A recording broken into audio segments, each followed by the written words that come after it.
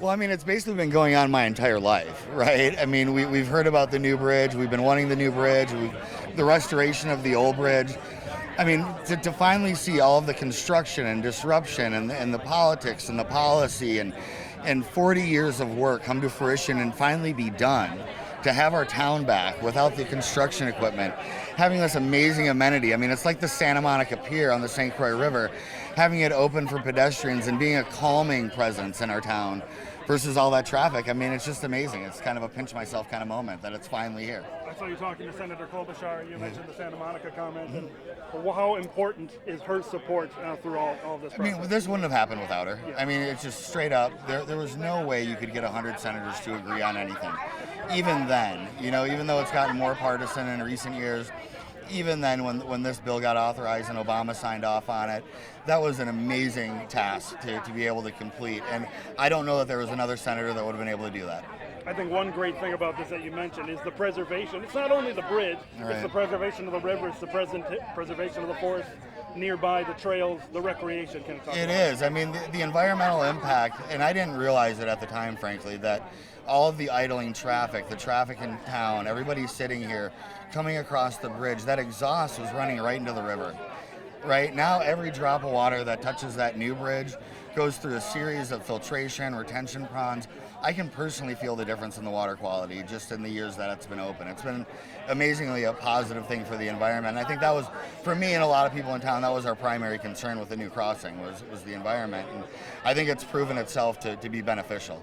I mean, we've had U.S. senators, U.S. representatives show here today, but we all know the star of the show is Mike Polina, right? Yes, absolutely. Councilman Polina, he has been working on this for seriously 2-3 years and waiting for the celebration. I mean, he is council member fun. He pours his heart and soul into this stuff.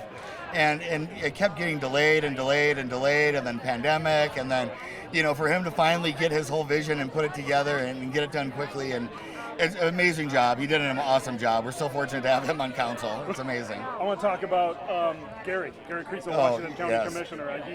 Him and his family have been known throughout this community for many years. The Creasel family is one of our just legacy, legendary families in town. I mean, Gary's such a great guy. He was a great city council member. He's a great commissioner. And he's one of those elected officials that's been around for most of this project and most of this process.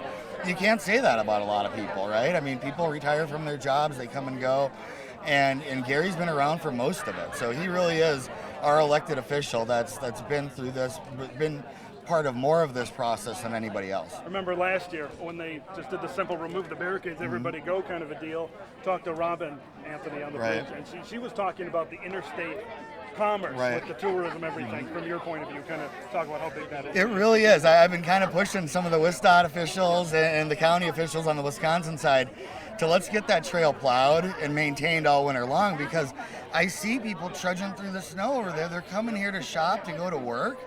They're using that trail in the wintertime, and so it proves that there's commerce, right? And that connection, even though there's no cars on this bridge, is still very much intact, and I think it's really important. I grew up with a lot of friends in St. Joe's, in Somerset, and the fact that you can walk here, bike here, and get to town, and it's quieter, safer, easier, is great. So I'm really pushing to have it keep it open year round. Yeah, I think one step, I heard the St. Croix County Commissioner talk about what they're doing, trying to connect this part to Willow River State Park. That was the most exciting thing I heard today.